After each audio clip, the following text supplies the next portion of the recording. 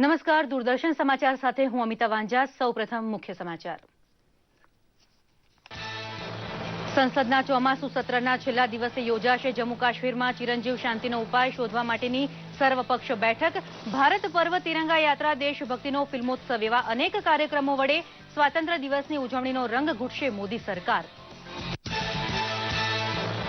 શ્રીનગરના ઐતિહાસિક લાલ ચોકમાં 15મી ઓગસ્ટે તિરંગો લહેરાવવા માટે કાશ્મીર જશે ગુજરાતની બહાદુર દીકરી તંઝીમ અમીર અલી મીરાણી। ભારત વિરોધી જનમાનસે ફેલાવેલી અશાંતિ વચ્ચે દેશપ્રેમનો સંદેશો કાશ્મીરને પાઠવશે ગુજરાત। રાષ્ટ્રીય બાળ વિજ્ઞાન કોંગ્રેસનું યજમાન બન્યું ગાંધીનગર। વિદ્યાર્થી કાળમાં વિજ્ઞાન પ્રિય મનોવૃત્તિનું ઘડતર દેશને ભવિષ્યમાં વૈજ્ઞાનિક આપશે તેવી લાંબી ગણતરીથી બાળકો માટેની વિજ્ઞાન કોંગ્રેસ રાષ્ટ્રીય સ્તરે યોજાઈ છે। અને અમરેલીનું પ્રાચીન શિવાલય શિવ ભક્તોની આસ્થા આશરે 125 વર્ષથી જાળવતું આવ્યું છે। નાગનાથ મહાદેવના દર્શને પહોંચનાર ભાગ્યશાળી આપોઆપ જ બોલી ઉઠે છે, સત્યમ શિવમ સુંદરમ।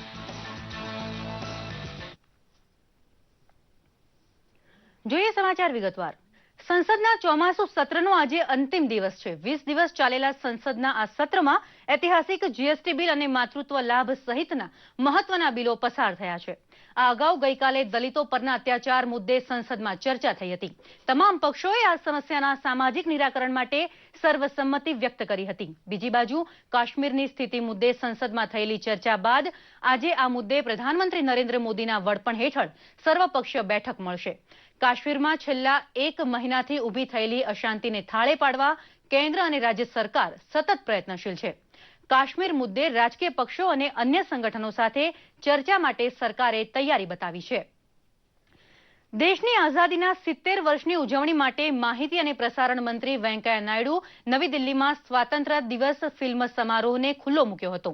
આ પ્રસંગે તેમણે જણાવ્યું હતું કે આઝાદીના 70 વર્ષની ઉજવણી આપણા સૌના માટે એક મહોત્સવ સમાન છે।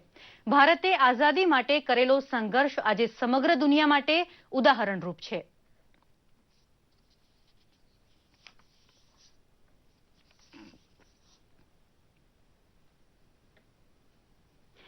આઝાદીના 70 વર્ષ જરા યાદ કરો કુરબાની કાર્યક્રમ અંતર્ગત આજથી ભારત પર્વની શરૂઆત થશે। 1 સપ્તાહ સુધી ચાલનારા કાર્યક્રમોમાં શુભારંભ ઇન્ડિયા ગેટ ખાતેથી સંરક્ષણ મંત્રી મનોહર પારીકર કરાવશે। બીજી બાજુ ઇન્ડિયા ગેટ ખાતેના ભવ્ય સમારોહની તૈયારી પૂરી થઈ ગઈ છે। ઉજવણીના ભાગરૂપે ઇન્ડિયા ગેટ ખાતે પ્રદર્શનનું આયોજન થશે।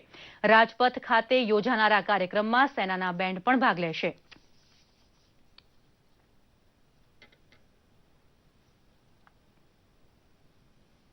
ચોમાસાની ઋતુમાં ડાંગની સહાદ્રીની ગિરિમાળા વચ્ચે કુદરતનું અનોખું સૌંદર્ય જોવા મળે છે। ખળખળ વહેતા ઝરણા અને પહાડ પરથી પડતા ધોધના કારણે રચાતો નજારો નયનરમ્ય હોય છે। ડાંગમાં મિની નાયગ્રા તરીકે ઓળખાતો વઘઈનો ગીરા ધોધ સહેલાણીઓ માટે આકર્ષણનું કેન્દ્ર બન્યું છે। સોનગઢની સરહદે આવેલો આ ધોધ ગુજરાતના સૌથી ઊંચા ધોધ તરીકે જાણીતો છે। આ ઉપરાંત ડાંગમાં શિવધોધ, યોગેશ્વર ઘાટનો યોગેશ્વર ધોધ, પાહેર ચોંઢી ધોધ અને આંકડી ધોધ સહિતના અનેક પર્યટન સ્થળો રાજ્યની સાથે દેશભરમાં ડાંગનું અનેરું મહત્વ ઊભું કરે છે। ગુજરાતની આંખોના ચાંદ તારા જેવા સાપુતારા ખાતે આજથી મોન્સૂન ફેસ્ટિવલ શરૂ થઈ રહ્યો છે।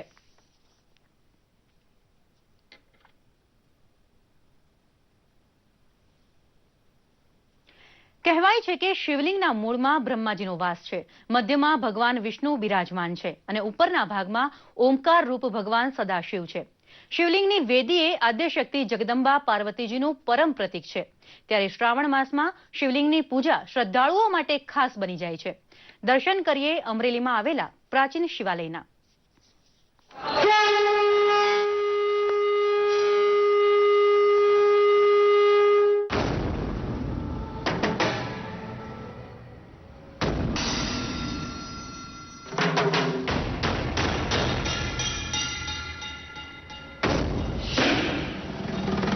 ભોળાનાથને ગમે ત્યારે ભજી શકાય, પરંતુ તેમને શ્રાવણ માસ વિશેષ પ્રિય છે। કારણ કે શ્રાવણ માસમાં વાતાવરણમાં જળ તત્વ વધારે હોય છે અને તેથી જ અમરેલીના 200 વર્ષથી પણ જૂના નાગનાથ મહાદેવ મંદિરમાં શ્રાવણ માસમાં ભક્તોની ભીડ જામે છે અને શિવાલય પણ રોશનીથી ઝળહળી ઉઠે છે। સારામાં સારી આસ્થા ગાયકવાડ સ્ટેટના વખતના અહીંયા આવીએ છીએ। અહીંયા ગાયકવાડ સરકારના વખતમાં જ્યાં ગાય હતી એ ગાયમાં ઓટોમેટિક દૂધના સનમાં દૂધ પડ્યું અને અહીંયા કઈ ગાયકવાડ સરકાર નામ થયું કે અહીંયા મૂર્તિ છે, મૂર્તિ ખોદાવીને દાદાનો પ્રકટ છે દાદા.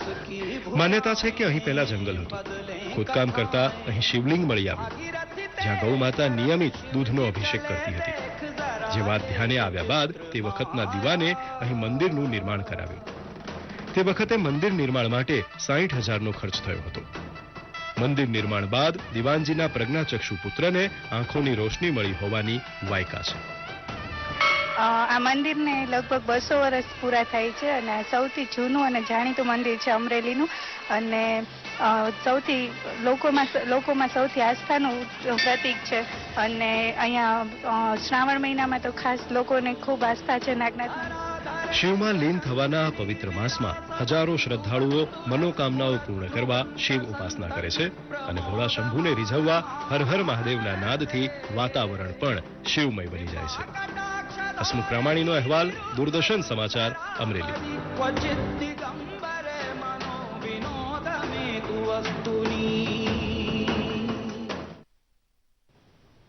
જૂનાગઢ જિલ્લાના ભેંસણ અને આસપાસના વિસ્તારોમાં ખેતરો કપાસના પાકથી લહેરાતા જોવા મળી રહ્યા છે. જોકે ખેડૂતોને આ વખતે પાક સારો હોવા છતાં ગુલાબી ઈયળનો ઉપદ્રવ સતાવી રહ્યો છે.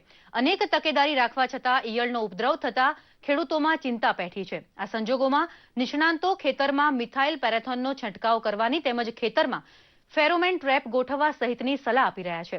મગફળી જેવો પરંપરાગત પાક છોડી ઊંચા ભાવને લીધે કપાસની ખેતી તરફ વળેલા ખેડૂતો જીવાતના ઉપદ્રવ માટે પરેશાન જણાય છે. અને ફેરોમેન ટ્રેપની અંદર જીવાતો આવે તો એના માટે રાસાયણિક દવાનો સ્પ્રે કરવો જોઈએ અને ત્યાર પછી પ્રકાશ પિંજર જેને આપણે કહીએ છીએ કે રાતના 1-2 બલ્બ ગોઠવી અને નીચે કેરોસીન અને પાણી ભરેલું છે એ મૂકવાનું, જેથી કરીને નુકસાનકારક ફૂદા છે એનો નાશ કરી શકાય છે. મારી પાસે 40 વીઘા જમીન છે. ઓરવીન મારે પાણી હારુદારમાં છે એટલે ઓરવીન બધો કપાસ વાવ્યો છે. કપાસ બહુ સારો છે, ઝીંઝવા છાપવા બહુ સારો છે. મારી કડે પહોંચે એવડો કપાસ થઈ ગયો છે, પણ અટાણે મારે ઈયળ દેખાય છે, ગુલાબી ઈયળ, એટલે એનું કંઈક નિયંત્રણ થાય. અમે દર અઠવાડિયે દવા તો છાંટીએ છીએ, પ્લાસ્ટિકના ફૂદા પકડવા મારે લઈ આવ્યા છે, પણ છતાંય અમને ઈયળ દેખાય છે. એમ વન વિભાગ અને બાગાયત વિભાગના સંયુક્ત ઉપક્રમે રાજપીપળા ખાતે સજીવ ખેતી અંગે ખાસ શિબિર યોજાઈ હતી, જેમાં ખેડૂતોને સજીવ ખેતીના ફાયદા અંગે માર્ગદર્શન અપાયું હતું.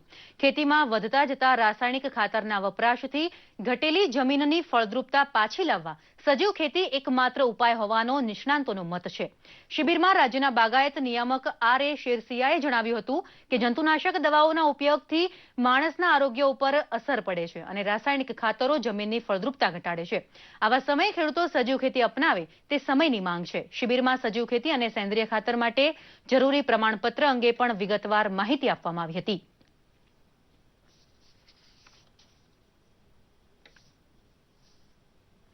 ખેડા જિલ્લાના મહુધા તાલુકાની વાસણા ગામની સીમમાંથી પસાર થતી શેઢી કેનાલની શાખામાં 30 ફૂટ ગાબડું પડતા ગામમાં પાણી ઘૂસી ગયા હતા. ખેતરોમાં પાણી ફરી વળતા ખરીફ પાક નિષ્ફળ જવાની ભીતિ ખેડૂતો સેવી રહ્યા છે.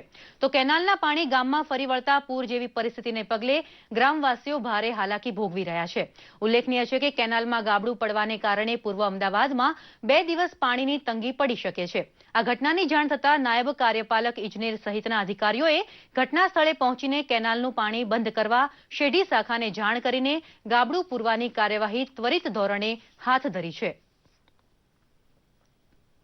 ધ્યાન પર આવ્યું એટલે તરત અહીંયા આગળ બધાએ મુલાકાત લઈ અને આજ સવારથી બધું રિપેરિંગ હાથ ધરેલ છે એટલે બનશે તો સાંજ સુધીમાં આપણું કામ પૂર્ણ કરવાનું આયોજન કરેલ છે અને અમદાવાદને એને લીધે 2 દિવસ પાણી નહીં મળે એવું છે. તરત વહેલામાં વહેલી તકે ચાલુ થઈ જાય એ જાતનું કામગીરી હાથ ધરેલ છે.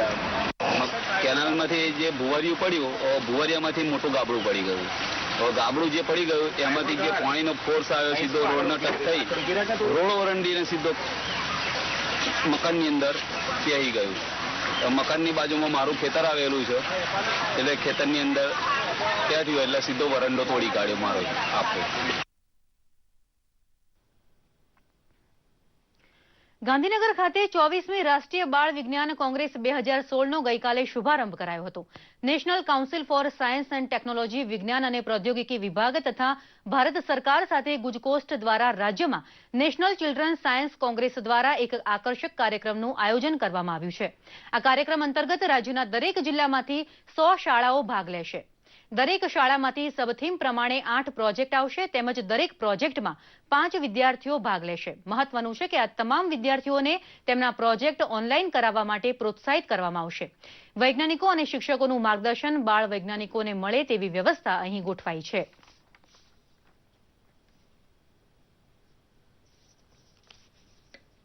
નેશનલ ચિલ્ડ્રન સાયન્સ કોંગ્રેસના 24મા કાર્યક્રમ માટે રાજ્ય કક્ષાનો ઉદ્ઘાટન કાર્યક્રમ રખાયો. સામાન્યતઃ ભારત સરકાર રાષ્ટ્રીય કક્ષાએ આ ડિસેમ્બર મહિનામાં યોજતી હોય છે. હવે આગામી 6 માસ દરમિયાન રાજ્યના જે સાયન્સમાં અભિરુચિ ધરાવનાર બાળ વિજ્ઞાનીઓ છે એમાંથી સિલેક્શન કરી અને ગુજરાત રાજ્યનું પ્રતિનિધિત્વ ખૂબ જ સબળ સ્વરૂપે રાષ્ટ્રીય કોંગ્રેસમાં રજૂ થાય એ પ્રમાણેનો કાર્યક્રમ કરવા માટે આજે આ રાજ્યવ્યાપી लॉन्च કર્યું છે. ये साल में ये प्रोग्राम विज्ञान और टेक्नोलॉजी विभाग के माध्यम से हम लोग इनको सारा डिस्ट्रिक्ट में तालुका लेवल में इनको मासिव ओरिएंटेशन के माध्यम से कम 1 लाख बच्चों को के साथ हम लोग प्रोजेक्ट कराएंगे. રાજકોટમાંથી છું. એનસીએસસી 2015નો એક્સપિરિયન્સ ખૂબ જ સરસ હતો. ત્યાં જઈને અમને સાયન્સના અલગ અલગ ફિલ્ડ વિશે ઘણું ડીપમાં નોલેજ મળ્યું એન્ડ અલગ અલગ એક્સપર્ટ સાયન્ટિસ્ટ સાથે અમારું ઇન્ટરેક્શન થયું એન્ડ અમારા ક્વેશ્ચન્સ અમારી ક્વેરીઝ બહુ સરસ રીતે સોલ્વ કરવામાં આવી. અમદાવાદ શહેરની ધોરણ 8માં અભ્યાસ કરતી વિદ્યાર્થીની તંઝીમ સમીર અલી મીરાણી પોતાના પરિવાર સાથે જમ્મુ કાશ્મીર રાજ્યના શ્રીનગરના લાલ ચોકમાં 15મી ઓગસ્ટે તિરંગો લહેરાવશે. અમદાવાદ શહેરના જુહાપુરા વિસ્તારમાં રહેતી વિદ્યાર્થીની તંઝીમ સતત અશાંતિનો અનુભવ કરતા રાજ્ય જમ્મુ કાશ્મીરમાં તિરંગો લહેરાવશે. અમદાવાદ વાસીઓએ તંઝીમના આ સાહસને વધાવી લીધું છે. તેના આ સાહસને બિરદાવવા શહેરના ભાજપા અને કોંગ્રેસના કાર્યકર્તાઓની સાથે શહેરીજનો પણ હાથમાં ધ્વજ લઈને પ્રોત્સાહન આપવા માટે ભેગા થયા હતા અને ભારત માતા કી જયના નારા લગાવ્યા હતા. પોતાની પુત્રી પર ગર્વ કરતા તંઝીમના પિતા અમીર અલીએ કહ્યું હતું કે કાશ્મીર આપણું અભિન્ન અંગ છે, ત્યારે સૌ કોઈ દેશવાસીઓએ નિર્ભયતાથી કાશ્મીરમાં જઈને રાષ્ટ્રધ્વજ ફરકાવવો જોઈએ. એક તો પહેલા એ છે કે રાષ્ટ્રભક્તિ દરેક ઇન્ડિયનોમાં હોવી જોઈએ. બીજો મેસેજ એ બી જાય છે કે દીકરીઓને બહાર નીકાળો, એને દેશ સેવા બી કરવા દો. ત્રીજો મેસેજ એ બી જાય છે કે હિન્દુ, મુસ્લિમ, શીખ, ઈસાઈઓ દરેક એક છે. પહેલા ઇન્ડિયનો છીએ અને પછી જ આપણે એક જ્ઞાતિના પાર્ટ પડે છે. કાશ્મીર આપણું છે છતાં પણ ત્યાં આઈએસઆઈ અને પાકિસ્તાની ઝંડા ફરકાવતા કેટલાક તત્વો છે, ત્યારે તેની સામે રાષ્ટ્રભાવના અને પરિવાર તથા ગુરુજનોથી પ્રેરાઈને તંઝીમે જમ્મુ કાશ્મીરના શ્રીનગરમાં રાષ્ટ્રધ્વજ લહેરાવવાનો નિશ્ચય કર્યો હતો. દેશની એકતા અને અખંડિતતાનો સંદેશો લઈને અમદાવાદ શહેરની 13 વર્ષની વિદ્યાર્થીની તંઝીમ જમ્મુ કાશ્મીરના શ્રીનગર શહેરના લાલ ચોકમાં તિરંગો લહેરાવશે. તો આપણે તંઝીમ પાસેથી તેમના વિચારો જાણીએ. તંઝીમ, તને આ વિચાર ક્યાંથી આવ્યો? મેં ઘણીવાર ટીવીમાં ન્યૂઝપેપરમાં જોયેલું છે, વાંચેલું છે કે यहाँ એ ભારતનો અભિન્ન અંગ છે, પણ તો પણ ત્યાં આઈએસ અને પાકિસ્તાનના ઝંડા લહેરાવવામાં આવે છે. ત્યારે મને એવું થયું કે અગર એ ભારતનો પાર્ટ છે તો આપણે ત્યાં જઈને આપણા ભારતનો ધ્વજ ફેલાવવો જોઈએ. તંઝીમ, તારો મુખ્ય સંદેશો શું છે દેશવાસીઓને? મારો મેસેજ એ જ છે, પીસ અને હાર્મનીમાં આપણે રહેવું છે. કોઈ આપણા દેશના ફ્લેગ ઉપર કોઈ એનું અપમાન કરે છે, આપણે ના થવા દેવું જોઈએ. દેશની એકતા અને અખંડિતતા જાળવી રાખવા તંઝીમ શ્રીનગરમાં તિરંગો લહેરાવી અને સંદેશો આપવા જઈ રહી છે, ત્યારે સૌ દેશવાસીઓ પણ તેમની જોડે છે. અંકિત ચૌહાણ સાથે જયસુખ સિયાણી, દૂરદર્શન સમાચાર, અમદાવાદ. બ્રાઝિલના રિયોમાં ચાલી રહેલા રમતોના મહાકુંભ ઓલિમ્પિકના 6ઠ્ઠા દિવસે ગઈકાલે પુરુષ હોકીમાં ભારતને પરાજયનો સામનો કરવો પડ્યો હતો. મેચની છેલ્લી મિનિટે 5 પેનલ્ટી કોર્નર મળવા છતાં ભારતીય ટીમ નેધરલેન્ડ સામે હારી ગઈ હતી.